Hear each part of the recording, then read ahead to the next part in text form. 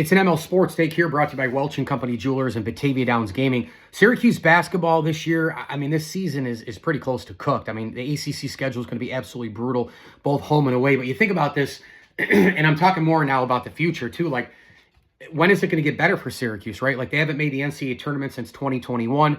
Is Adrian Autry a little bit over his head? We don't know right now fully how this season is going to go, but they don't have really any semblance of an offense.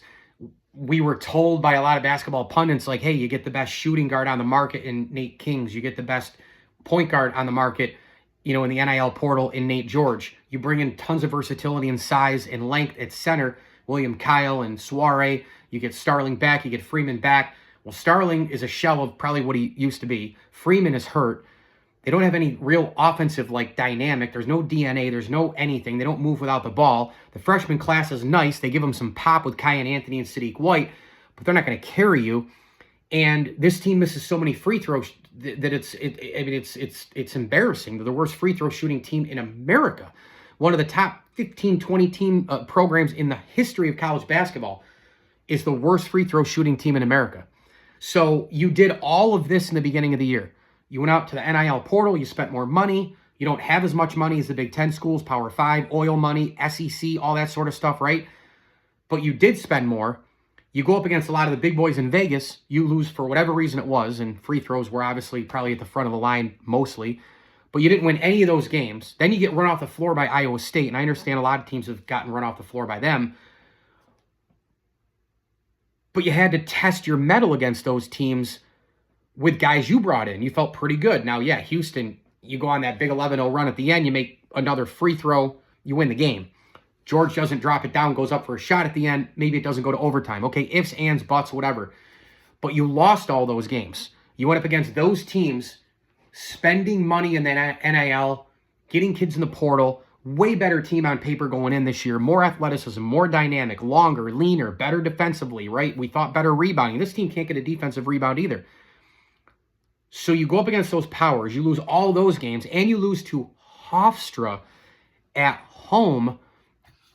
And, you're kind of sitting here going, when's it going to get better? In my opinion, I don't know when it's going to get better because you don't have money that Michigan has. You don't have Big Ten SEC money. You don't have the oil money. You don't have the Power 5 real big money, donors, monster stadiums. I mean, the domes, they got renovated and it's still archaic. And you've got the facilities. They want to talk about it at SU, how they are nice, but are they really compared to everywhere else? I don't go everywhere else, but one thing I know is Syracuse in the ACC, private school. The ACC contract with TV, it's good. It's really good. Ain't the Big Ten. It's not the SEC. So when you look at all these other schools that have all this other money, and you went out and spent that money to go up against these teams, and you lost to Houston, lost to Iowa State, lost to Kansas, right? You beat Tennessee by 2. Great win there. Then you lose to Hofstra. So it's like with Mercyhurst, Northeastern, Stonehill left, and then the ACC, I mean, I just don't, I don't know what the future holds for Syracuse basketball. When is it going to get better from top to bottom? NIL portal. They get all these players in. You think it's going to be a way better year, but it's this.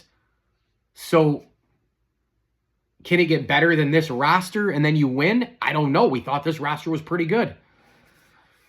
ML Sports Take brought to you by our good friends over at the Allen Angus Pub. Hey, ask about the chicken sandwiches there as well. You got the award-winning burgers, but you got the Jimmy Hoppa. You could try the beef on weck. A lot of great stuff at the Allen Angus Pub. Catering available, seasoning available, gift cards available this holiday season in downtown Syracuse. Thanks as well to Brewerton Ace Hardware, RV source of Central New York, Batavia Downs Gaming, and Western OTB. Also, thanks to select partner friends of the program, Brent Ostrander, Jamie Girolamo, Dom Cambereri, Trey Waluski, Brian Comboy, Don Familo, Chris Granozio, and Dan Reynolds. As I always tell you, enjoy the games.